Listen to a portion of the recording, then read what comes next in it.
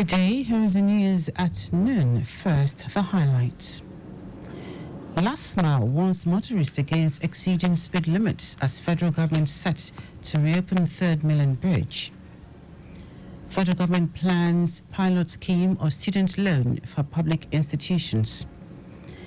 On the foreign scene, Togo postpones elections after new constitution row. And in sports, coach Randy Waldrum backs Super Falcons to break Olympics jinx.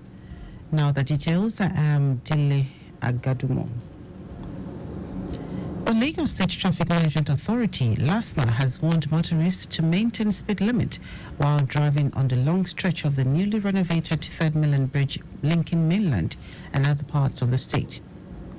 General Manager of LASMA, Olalekon Bakare Oki, gave the warning while addressing officers of the agency whose purview falls within the Third Mainland Bridge operational areas. According to Bakare Oki, the rehabilitated bridge is fascinating to drive on without any impediment. As such, it may be tempting and risky not to observe the speed limit, thereby resulting in untoward consequences for motorists. The general manager cautioned owners and drivers of vehicles to ensure that their vehicles are in good condition before plying the bridge, as the agency would frown on any avoidable obstacles capable of hindering vehicular movement on the flyover. He assured the motoring public that the agency would deploy more men, patrol and recovery vehicles to ensure the safety of motorists and timely rescue intervention on the bridge. As the rainy season commences, the Lagos State government has expressed readiness to deploy equipment and personnel to ensure that all water channels are open and free of debris, which can result in flooding. Permanent Secretary, Office of Drainage Services and Water Resources, Olakunle Adigbite, who gave the assurance in an interview, also called on Lagosians to play their part by desisting from dumping of refuse and building on water channels. Adigbite explained that the ministry is tracking and intensifying enforcement activities against environmental infractions, which result in blockage of drainage channels and abuse of open spaces across the state. We are tracking, we are making sure that these things are done, but we need the citizen to also play their part.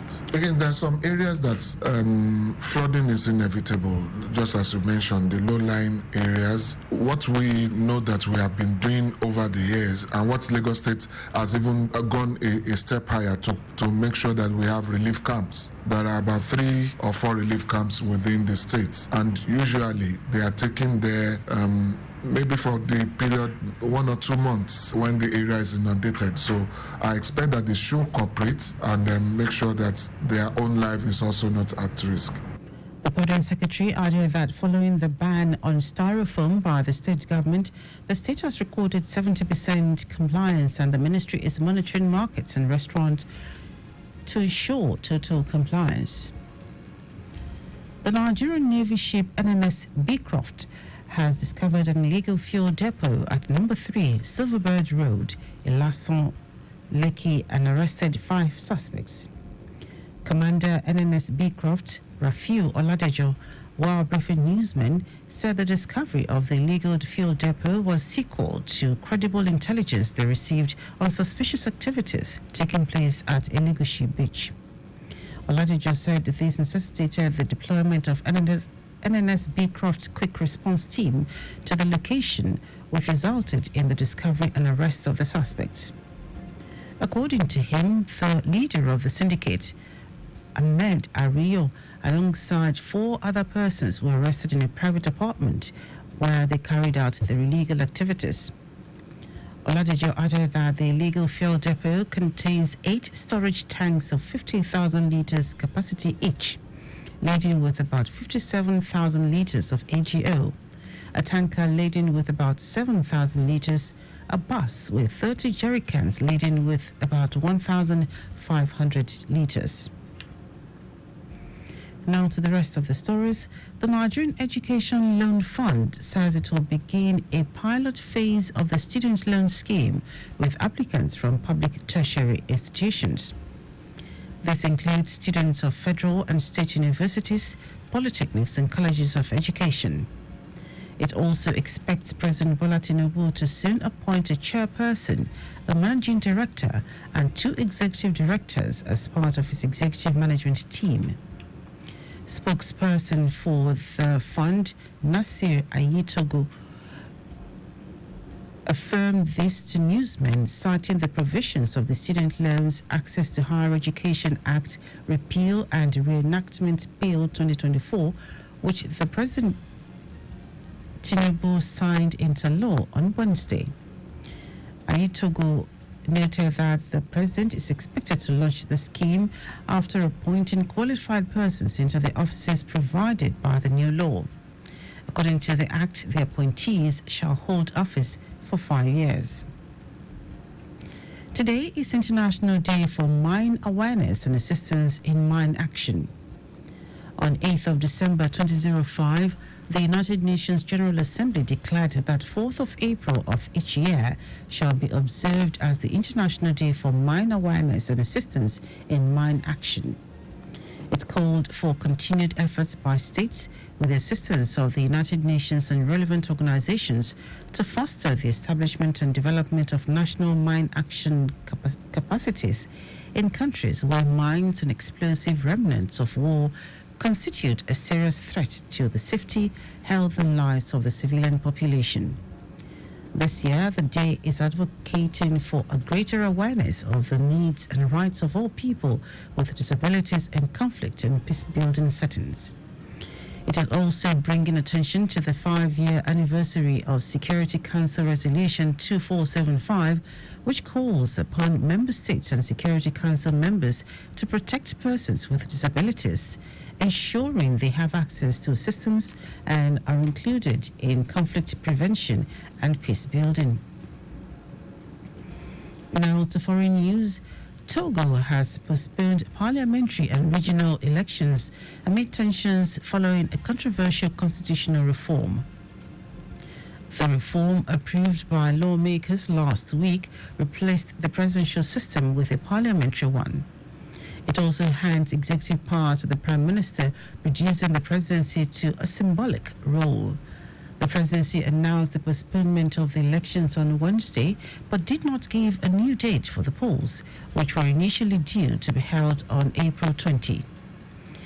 Opposition parties have rejected the reform, fearing it could let President Faure Gnassingbé stay in power.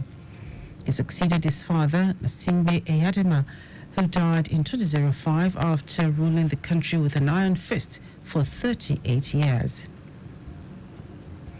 Now, Sports Super Falcons coach Randy Waldrum has expressed confidence that his team will break the jinx of not qualifying for the Olympics when they take on South Africa in the Women's Olympic Football Tournament African Final Qualifying Playoff.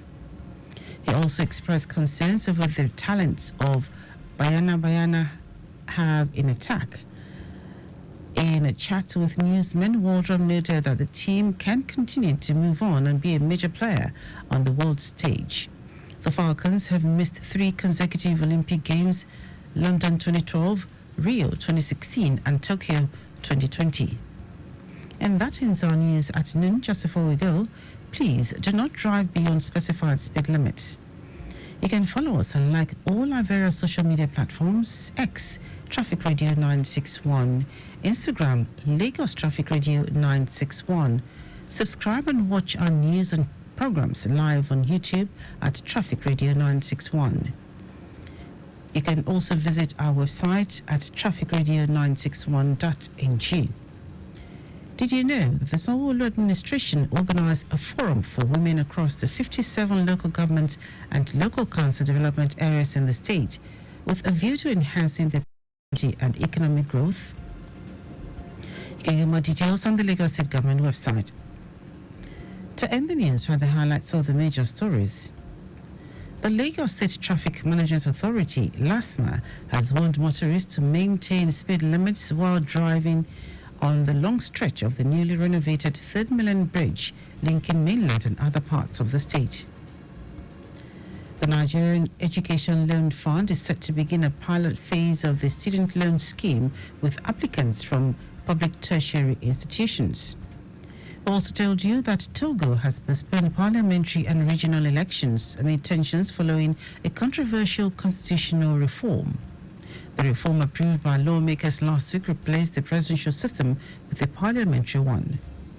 And in sports, Falcons coach Randy Waldrum has expressed confidence that his team will break the jinx of not qualifying for the Olympics when they take on South Africa in the Women's Olympic Football Tournament African Final Qualifying Playoff. For contact with the newsroom, send a message to info@trafficradio961.ng. That ends the news broadcast compiled by Adewale Oluboroku. I am Dele Agadumo. Good afternoon. Thank you for listening.